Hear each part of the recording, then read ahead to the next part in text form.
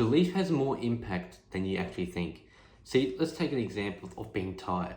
See, me right now, I would be considered having undersleep. Not as much sleep as someone my age should actually have. I feel completely the same if I had no hours of sleep, 2 hours of sleep, 5 hours of sleep, 8 hours of sleep.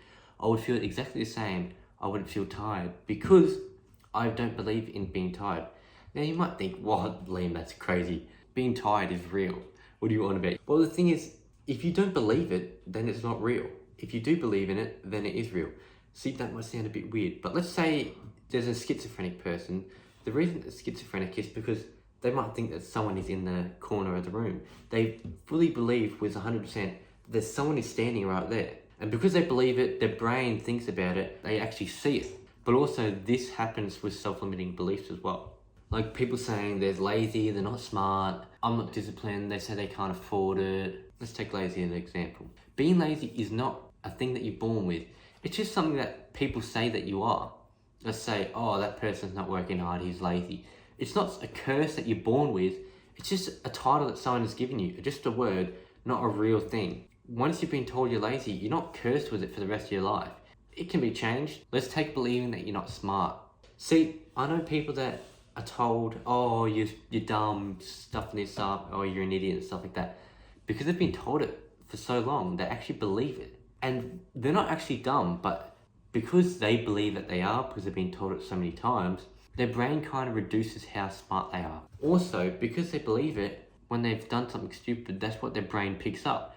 It doesn't pick up them being smart, it picks up them being stupid because that's what they believe that they are. Because when you think you are something, and you believe something, you start focusing on it some more. So if you believe that you're a smart person, and then you perceive yourself being smart, you'll become smarter. So don't let people say that you're dumb, say that you're lazy and stuff like that, because it honestly impacts you over the long term, especially if you get told it a lot. If you do want to change these beliefs, there's a couple of things that you do need to do. First up, you need to change your vocabulary. This is important because if you say, oh, I can't do this, or that's impossible, and stuff like that, well, then it makes it impossible. Because if you say something's impossible, your brain will kind of limit because you believe it's not possible. If you believe that it is possible, your brain will come up with ideas, how to do this, how to do that, how to make it happen. Instead of saying, I can't afford that, say, how can I afford it? Your brain will come up with ideas of how to make money, how to afford it. All because the way that you change how you speak changes the outcome of what you think. The second part is you need to change your self-image. See, this is a little bit harder to do, but the reason that you have a bad self-image is because you've been told you're lazy, you're stupid, and also because you've been lying to yourself.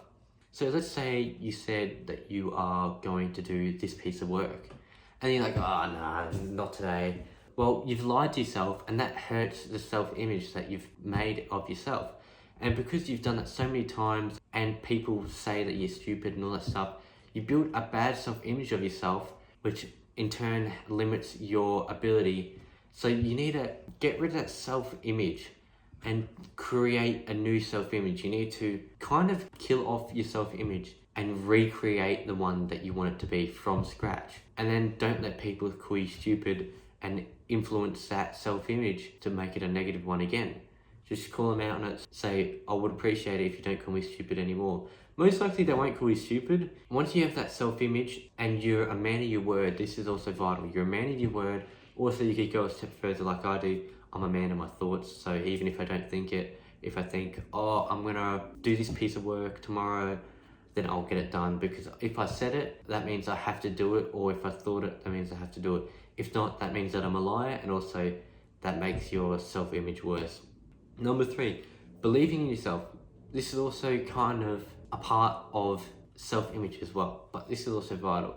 It might be a bit hard to believe in yourself when you have no proof of concept. Let's say you're running a business. It's kind of hard to believe in you and this business because you've never done it before and you don't know people that have done it before. Sure, there might be people online, but it doesn't really resonate with you because you haven't seen any success before, so it's kind of hard to build up that self-image. A way to do this is to have little wins that are step by step.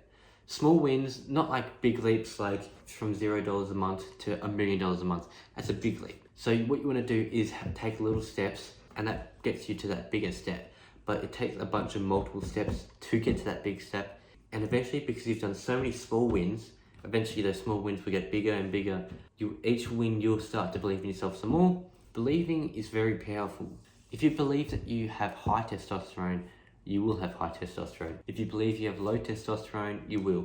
If you believe that you have high energy, low energy, bad with girls, good with girls, bad social skills, good social skills, bad networking, bad at business, bad, blah, blah. Like, whatever you believe, you will be. It's kind of a little bit hard to explain. If you believe that you are good with talking to women, you will be. Because the thing with talking to women is, if you believe that you're good, you'll be confident. Even if you don't have a good pickup line, you will most likely get that girl because you are confident in yourself and you actually believe in yourself and you have a good self-image of yourself. So you do need to do those steps before. Just remember that your brain and what you believe is more powerful than you actually think. Also, belief is more powerful than you think. So just be careful what your self-image is, what you believe, and also what you choose to believe about yourself. Short-term pain for a long-term gain.